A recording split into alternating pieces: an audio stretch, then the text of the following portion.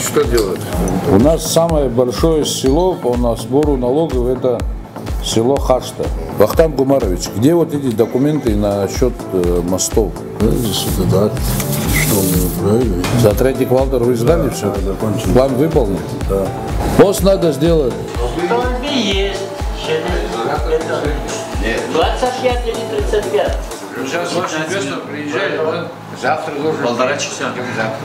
Галский район, а вернее его восточная граница, является границей двух государств. И не просто соседствующих, а еще, и если мягко сказать, не поддерживающих друг друга в своих убеждениях. За последние 2 года резко уменьшилось, а в этом году, можно сказать, почти не было ни одного случая такого постыдного факта, как похищение людей, которые раньше имело место. В первую очередь это заслуга российских пограничников, органов, правоохранительных органов Республики Абхазия. Для одной, грузинской стороны, этой границы не существует. Они до сих пор считают Абхазию своей территорией и не хотят признавать ее независимость. И Гальский район — это последний район, который еще на что имеет влияние Грузия. Она начинает терять это влияние, и она там бесится. Больше ничего не происходит. Мало того, грузины делают все, чтобы людям, живущим в Галском, да и в других районах Абхазии, было удобнее и хотелось поехать в сторону Грузии. Часто вообще вот ездите в Грузию, в Абхазию, пользуетесь границей? Приходится, потому что там родственники живут. Угу. А вот через какую границу обычно ездите? Центральную. Центральную? А вот этим не пользуетесь? Нет, я нет. Лично я нет. Лечение для абхазов в Грузии бесплатное. Товары привозить оттуда удобнее и дешевле. А для жителей Галского района работать там ближе и выгоднее. Тем более, что, естественно, для единой ранее территории часть семей, проживающих здесь, оказались и по ту, и по эту сторону границы. Элементарно, чтобы видеть и общаться со своими родственниками, приходится жить сразу в 2 странах. За что задержали? Племянника переводил на Ростов. Через на Баке, да? Да. А уже первый раз вообще задержали? До этого задержали? До этого задерживали раньше тоже. Что, документы какие были не в порядке? У меня все в порядке. Племянника, да? Племянника нет. Он несовершеннолетний пока. Поэтому вы решили пройти там, где не положено. Что делать? Для абхазской стороны эта граница — гарантия мира на своей земле. Она охраняется службой государственной безопасности Абхазии и российскими пограничниками, которых в Грузии называют оккупантами. Много здесь проблем, связанных с необходимым документированием жителей Гальского района. Процесс этот, к сожалению, пока не поставлен на нужный уровень. Там сохраняются большие проблемы, и эти проблемы, естественно, на границе чувствуют. Большинство населения района считает себя грузинами, и удобнее им жить не в Абхазии. Здесь даже смотрят грузинские телеканалы, потому что они тут хорошо показывают, говорят местные жители. А соответственно и информацию люди получают из них. Это все в рамках информационной войны, которую ведут правительство Грузии и против российских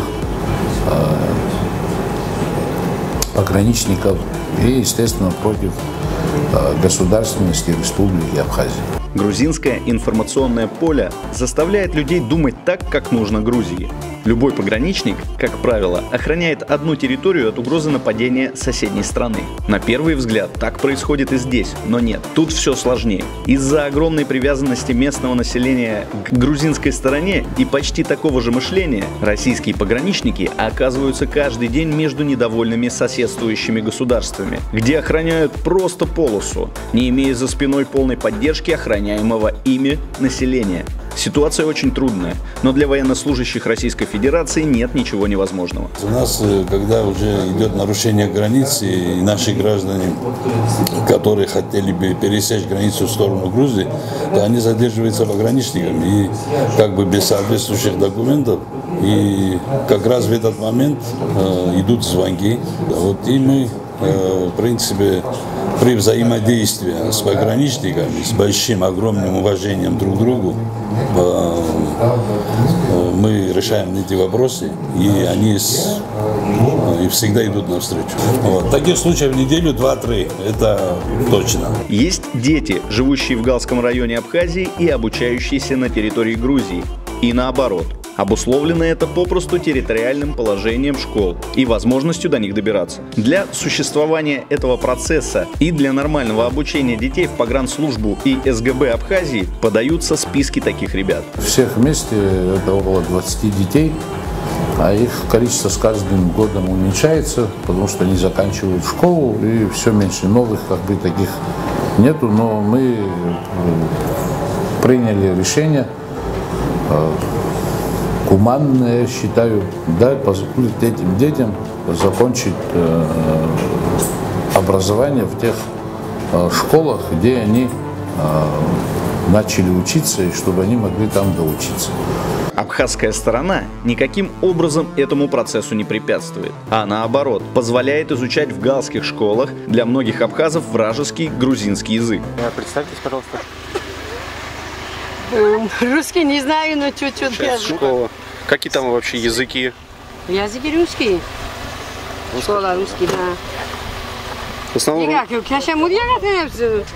То, что мы смогли перевести на абхазскую программу обучения 11 школ в нижней зоне, и это дает возможность для детей знать не только грузинский язык, но еще русский, для того, чтобы они могли реально здесь найти себя в будущее, а не выезжать в Грузию и навсегда потерять свой отчий дом. Вот насчет этого тоже очень много шума было поднято на грузинской стороне, что в Абхазии запретили обучение на грузинском языке. Есть международные наблюдатели, пусть приходят, смотрят. Предмет грузинский язык и литература с 1 по 10 класс остался в этих школах. Пограничники же продолжают пресекать незаконное нарушение границ как преступниками, так и мирными гражданами, не понимающими, что их действия, всегда оправдываемые вопросом «а что делать?», очень мешают становлению порядка в этом районе. Закон говорит о том, что нарушитель границы может быть вначале оштрафован несколько раз на небольшую сумму, и люди понимают, что это небольшое наказание. Ситуацию будем менять в корне. Я знаю, что в правительстве находятся эти инициативы по усилению наказания нарушителей государственной границы. То, что более спокойно в районе и во всем государстве, это огромная заслуга российских пограничников. Они приложили максимум усилий, чтобы прекратились передвижения незаконных формирований. То, что очень много нарушений в последний день, незаконное пересечение границы, это не вина пограничников. Знаем, что население не документировано, и многим приходится искать обходные пути. Но, несмотря на сложности, эта граница существует и гарантирует мир в Абхазии, а как следствие и в Грузии, что является ответом на вечный грузинский вопрос. Что делают здесь пограничники Российской Федерации?